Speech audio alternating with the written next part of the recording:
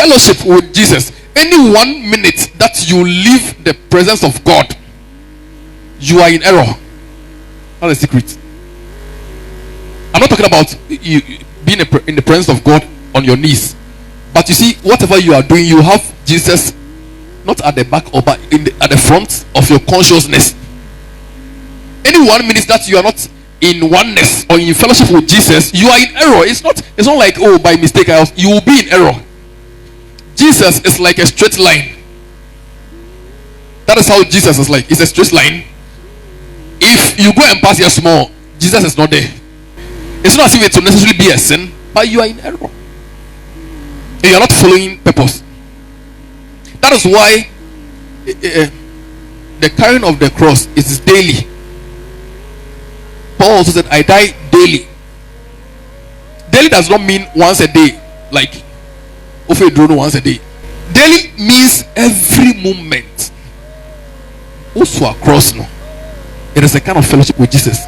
Meanwhile, this one is not the same as this one. As we have. This one is backed by a spirit, a satanic voice. This one is only a fleshly expression. This one is that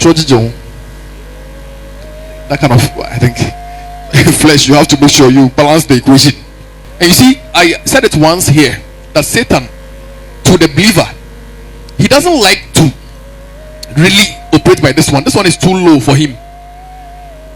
This one is of men. Yes, it's of the flesh. They are dealing with spirits. They are spirits. They know that this one will not stand.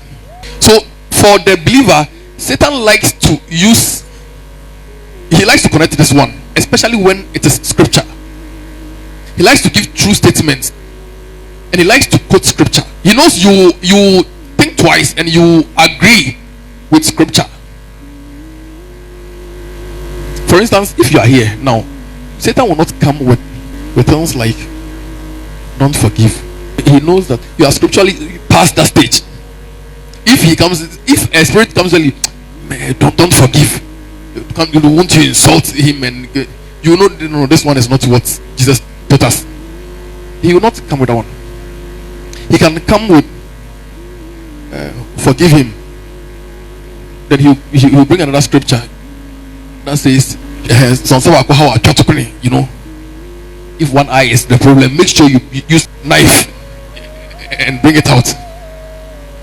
You see, so he will bring the scripture. Because for you, if he says don't forgive, you are too smart, spiritually smart, to overcome it. He wasn't going to bring flesh to Jesus. He had to bring scripture.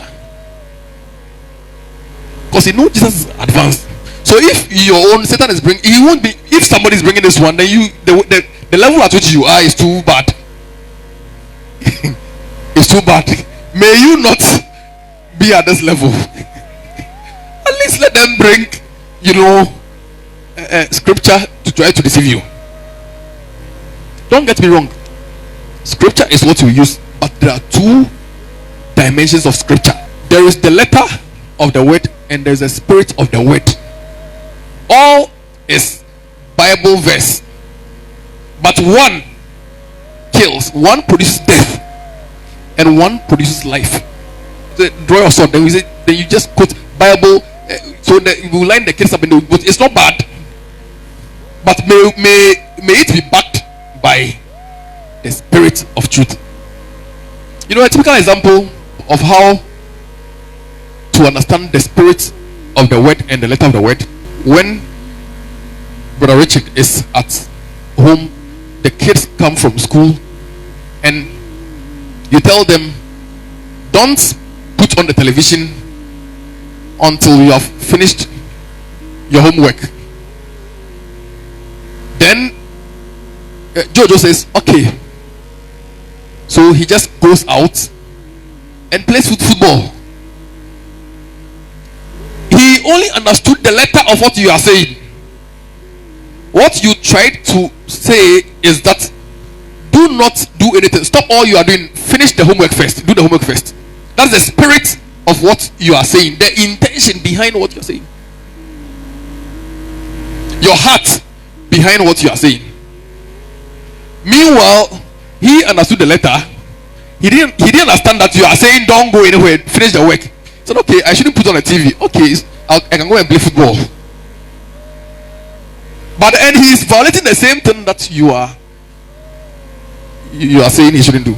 So what Satan likes to do is to bring the letter of the word. He knows that without one, the average believer, not the one who is too low, because even some of the mature believers will fall, because we are not discerning.